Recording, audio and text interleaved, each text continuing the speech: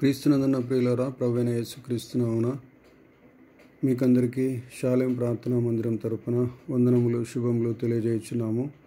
రోమీలకు రాసిన పత్రిక 3వ అధ్యాయము 25 నుంచి కొన్ని వచనాలు చదువుకుందాం. ప్రియులారా, పూర్వము చేయబడిన పాపములను దేవుడు తన ఓర్మి వలన ఉపేక్షించినందున ఆయన తన నీతిని కనపరచవలనని క్రీస్తు యేసు రక్తమునందలి విశ్వాసము ద్వారా ఆయనను కరుణాధారముగా బయలుపరచెను.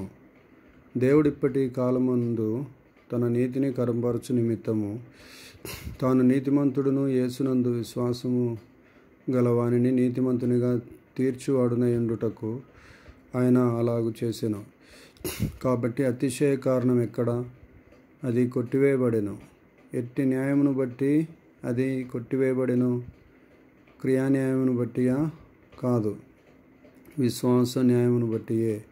కాగా ధర్మశాస్త్ర సంబంధమైన క్రియలు లేకుండా విశ్వాసం వలననే మనుషులు నీతిమంతులుగా తీర్చబడుచున్నారని ఎంచుచున్నాము. క్రీస్తునందున ప్రియులరా, ఈ యొక్క చదువుకున్నటువంటి వాక్య భాగంలో మనము దేవుని పిల్లలముగా చేయబడ్డాము.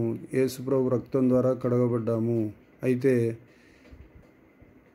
పూర్వము చేయబడినటువంటి పాపాలను దేవుడు ఏం చేశాడు అని ప్రశ్న వేసుకుంటే, దేవుడు తన యొక్క ఓర్పు వలన ఓర్మి వలన వాటన్నిటిని కూడా ఉపేక్షించాడు. ప్రియులారా, లెక్క చేయలేదు, తుడిచివేశాడు, కడిగివేశాడు, మన పాపాలను తీసివేశాడు. తూర్పునకు పడమర ఎంత దూరం ఉన్నదో అంత దూరపరిచాడు. ప్రియులారా, ఆయన తన నీతిని కనపరుచుకోవాలనేది తన యొక్క ఉద్దేశం.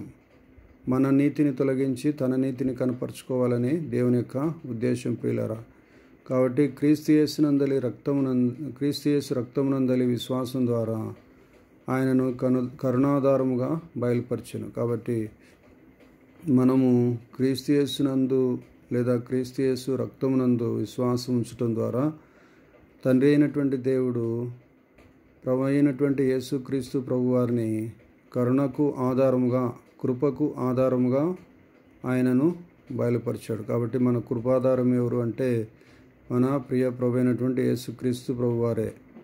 దేవుడు ఇప్పటి కాలమందు తన నీతిని కనపరచు నిమిత్తము తాను నీతిమంతుడును యేసునందు విశ్వాసముంచగలవానిని నీతిమంతునిగా తీర్చువాడునై ఉన్నాడు. అవును ప్రియులారా, మరి తాను నీతిమంతుడుగా ఉన్నాడు. యేసునందు విశ్వాసముంచగల వారిని కూడా నీతిమంతుడుగా తీర్పు తీరుస్తున్నాడు.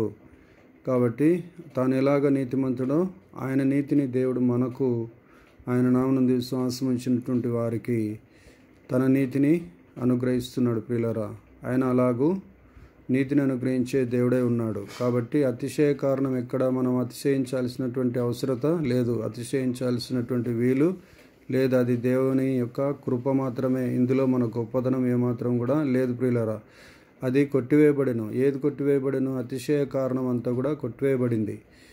మనం అతిశయించుట అనేది కొట్టివేయబడింది, సిలువలో కొట్టివేయబడింది.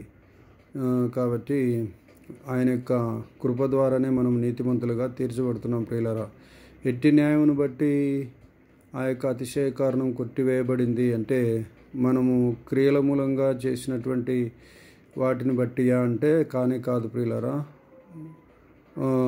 మరి విశ్వాసం న్యాయమును బట్టియే ఆ యొక్క అతిశయ కారణము కొట్టివేయబడింది. విశ్వాసమును బట్టి, ఆయన నామమునందు విశ్వాసం ఉంచుట అనేది ఒక న్యాయము.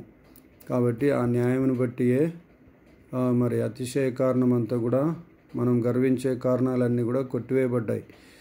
కాగా ధర్మశాస్త్ర సంబంధమైనటువంటి క్రియలు లేకుండా విశ్వాసం వలననే మనుష్యులు నీతిమంతులుగా తీర్చబడుచున్నారని ఎంచుచున్నాము. కాబట్టి విశ్వాసం ద్వారానే నీతిమంతులుగా మనము మార్చబడుతున్నాం, కానీ ధర్మశాస్త్ర సంబంధమైనటువంటి క్రియల ద్వారా మనము నీతిమంతులుగా మార్చబడట్లేదు. ధర్మశాస్త్ర సంబంధమైన క్రియలంటే దాన ధర్మాలు చేయుట, రకరకాలైనటువంటి పుణ్యకార్యాలు చేయుట, గుడులు గోపురాలు కట్టించుట, కాళ్ళు గడిగి కన్యాదానాలు చేయుట, ఇంకా అనేక రకాలైనటువంటి మరి అన్నదానము, వస్త్రదానము, భూదానము, గోదానము, రకరకాల కన్యాదానము, ఇలాంటి క్రియలు చేయుట ద్వారా కాకుండా విశ్వాసం వలననే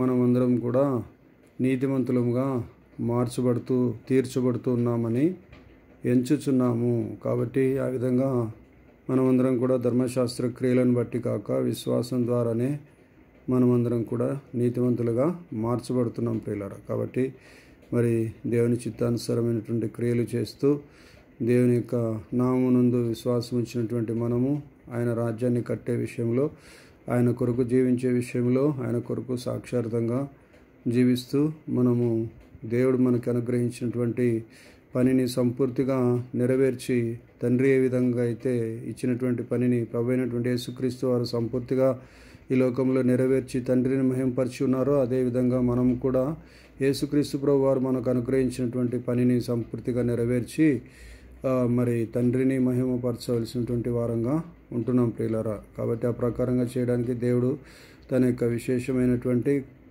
కనికరమును కృపను చూపునుగాక. దేవుడు తన మాటలను మన వినికిడిలో ఆశీర్వదించి దీవించునుగాక. ఈ మాటలు దీవించునుగాక. Amen. Hallelujah. God bless you all abundantly.